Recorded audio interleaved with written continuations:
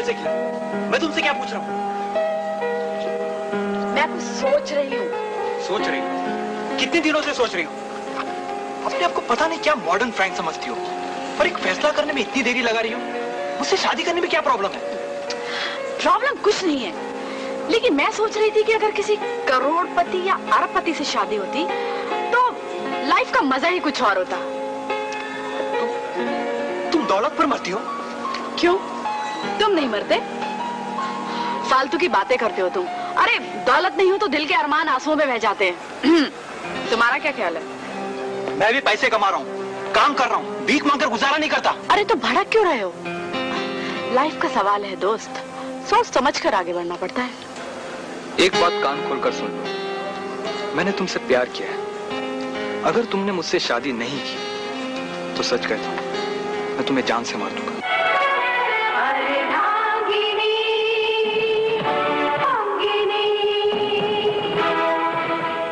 अगर तुमने मुझसे शादी नहीं की तो सच कहता हूँ, मैं तुम्हें जान से मार दूंगा। प्यार करते हो या मुझसे दुश्मनी निभा रहे हो तुम?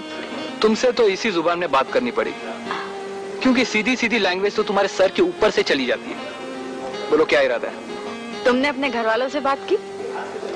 तुम हाँ कहो तो बात करूं। मैंने हाँ कह दी और तुम्हारे घर वालों ने ना कह दी तो? ऐसा तो हो ही नहीं सकता। मान लो 0.1% अगर ऐसा हो गया तो मैं तुम्हें भूल जाऊंगा। Very good, very good.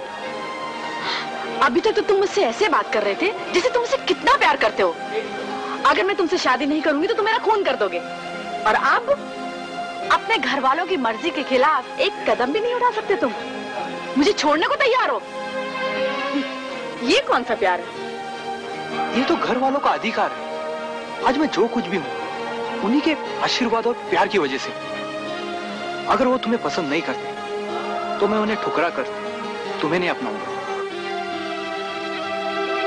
मेरी दीदी ने एक ऐसे घर में शादी की जहां उसे आज तक अपने पति का प्यार नहीं मिला, मगर वो मेरे पापा की इच्छा थी, और दीदी ने हंसते हंसते अपनी सारी इच्छाओं का बलिदान कर दिया।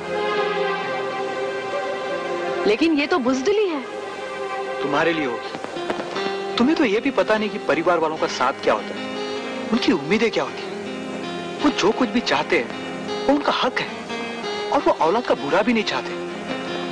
तुम्हें तो इन सब बातों का पता ही नहीं। तुम्हें तो ये भी पता नहीं कि पिता के साथ, भाई के साथ किस तरह के फर्ज निभाए जाते हैं। मैं उन्हें छोड़ नहीं सकता, लेकिन ये भी तय है, अगर मैं जिस लड़की को पसंद करूंगा उसे बेवजह नापसंद भी नहीं करेंगे।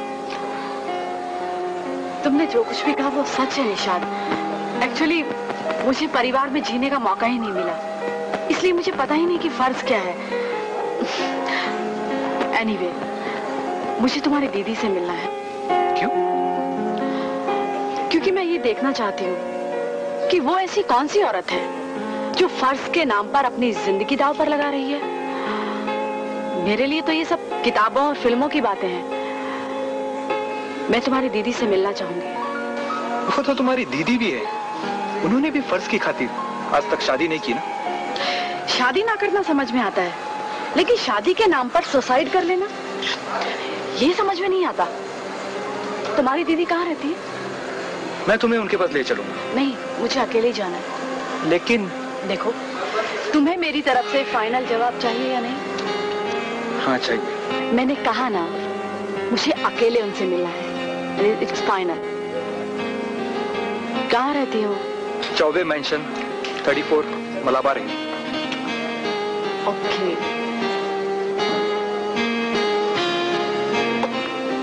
कहोगी क्या?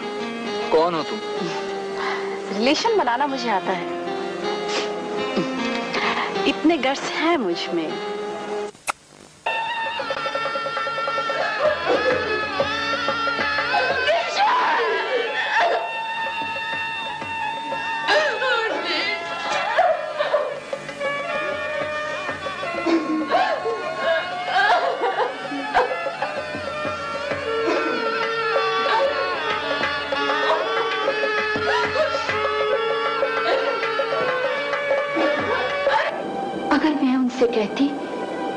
जैसी मैं मायके में थी वैसी ससुराल में हूँ।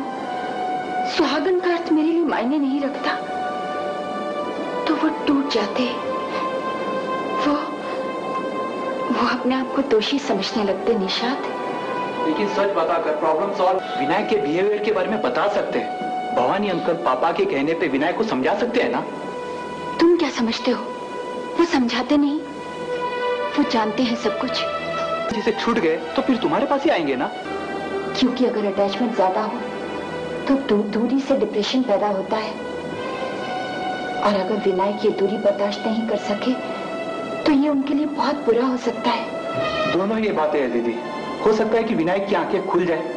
इस तरह चुप रहने से तो कुछ नहीं होने वाला है। मैं चुप नहीं बैठूंगी, आज नहीं तो कल जीत होगी निशाद। लेकिन मैं एकदम से कोई एक्शन नहीं लेना चाहती। दीदी मैं उम्मीदपुर जा रहा हूँ कुछ दिनों के लिए। क्यों? राजा ने और जमीन खरीदी है, उन पर काम शुरू करना है। अच्छा है निशाद, जितनी जल्दी हो सके अपने पैरों पर खड़े हो जाओ, शादी कर लो। पापा को खुश करने का और कोई तरीका नहीं है। तुमसे आशीर्वाद लेने आया हूँ। मैं इतनी बड़ी थोड़ी हूँ पागल। मेरे लिए क्या, तुम तो हम सब के लिए सबसे बड़ी हो। हमने माँ को ज्यादा नहीं देखा। तुम बहन थोड़ी हो हमारी, तुम तो हमारी माँ हो दीदी। बहुत बड़ी बड़ी बातें करने लगा है। बरसों की भावनाएं आज होठों पे आ गई दीदी। प्यार, दुलार, झगड़े में माँ की ममता ही तो मिली हमें, वरना हम तो दर दर की ठोकरें खा रहे होते। ऐसा मत बोल पगले, मैं तुम लोगों को ठोकरें खाने के लिए छोड़ देती क्या? आशीर्वाद दो दीदी, मैं सफल हो जाऊं। तूने तो सचमुच मुझे माँ की जगह दे दी। जाओ, खूब तरक्की करो, खूब नाम कमाओ। अच्छा दीदी, चलता हूँ मैं।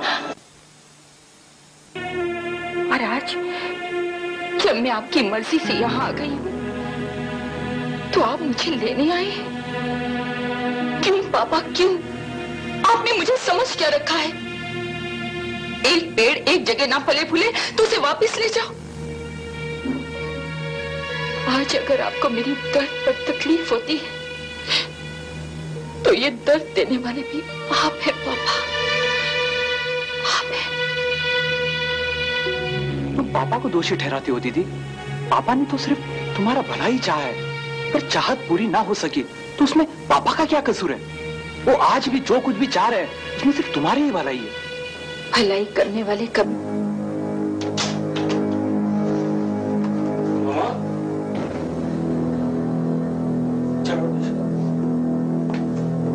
अब शायद पराए घर में आ गए। चलो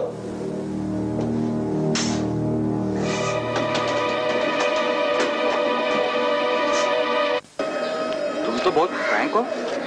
अरे जब लड़की लड़के से मिलने आती है तो थोड़ा शर्माती है, मगर तुम देखो, शर्म करके टाइम वेस्ट करने की मेरी आदत नहीं है। स्ट्रेट बात करो, आगे बढ़ो, यही अपना स्टाइल। आ गई। तुम हो तो देहरादून की, मगर मुंबई की लड़कियों से तो 4 कदम आगे हो। हाँ, देहरादून को क्या तुम गाँव समझते हो?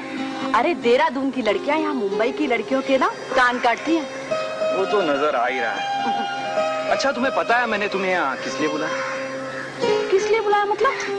ये कहने के लिए कि सुष्मिता आई लव यू। लेकिन ये बात मैं उम्मीदपुर से ही जानती हूँ, जब मेरी गाड़ी खराब हो गई थी और उस रात आपने मुझे अपने घर में पनाह दी थी। वहाँ कैसे पता चला? मैंने तो कोई एक्सप्रेशन ही शो नहीं किए थे। लड़की के पास भगवान की दी हुई तीसरी आंख भी होती है, जो नजरों के पीछे छुपी हुई सारी कहानी पढ़ लेती है। अब देखो, तुमने खुद अपने हाथों से मेरे लिए चाय बनाई, मेरी गाड़ी ठीक कराई, रात को मेरे कमरे में मुझे चादर उड़ाई, और रात को 2 बजे के बाद मेरे कमरे की खिड़की से झांक कर मुझे सोता हुआ देखते रहे और अपने कमरे में जाकर करवटें बदलते रहे। मिस्टर निशाद, ये किस बात के एक्सप्रेशंस थे? चाय कार की बात तक तो ठीक है, मगर बाकी सब कैसे जाना? तुम जाग रही थी क्या? नहीं, बल्कि मुझे मालूम है कि ऐसा ही हुआ। ऐसा ही हुआ ना? हाँ हुआ था, मगर जब तुम सुबह जाने लगी तो मुझे ऐसे लगा कि मैं तुम्हें रोकूं। मगर तुम यहाँ किसी सहेली की शादी में आई थी, इसलिए कुछ कह ना सका। ओफो, अब कहो भी, क्यों बुलाया मुझे यहाँ? प्यार की बातें करने के लिए। ओफो, तो करो ना। अरे तुम तो एकदम चप्पू मार देती हो। अरे पहले रोमांटिक होना पड़ेगा, है कि नहीं? फिर तो कर लिया तुमने प्यार। जब तक तुम रोमांटिक होने में अपना वक्त जाया करोगे, इतने तक तो कोई दूसरा मुझे उड़ा ले जाएगा। अच्छा छोड़ो प्यार की बातें, मुझसे शादी करोगी? यस, ये हुई ना मर्दों वाली बात। अच्छा, तुम्हारे घर में और कौन कौन है?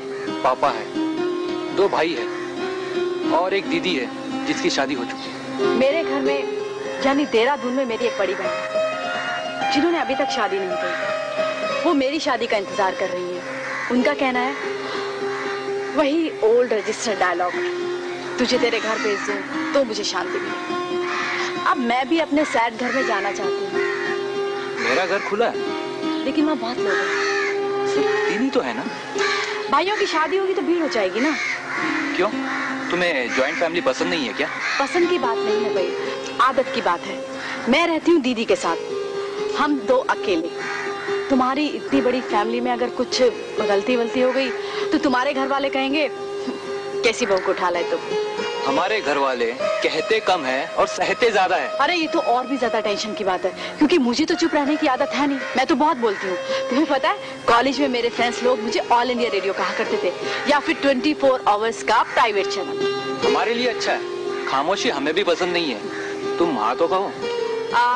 जरा सोचने दो, नेक्स्ट टाइम मिलेंगे तो डिसाइड करेंगे। ठीक है, ये लो कार्ड, ये मेरे पार्टनर का ऑफिस है।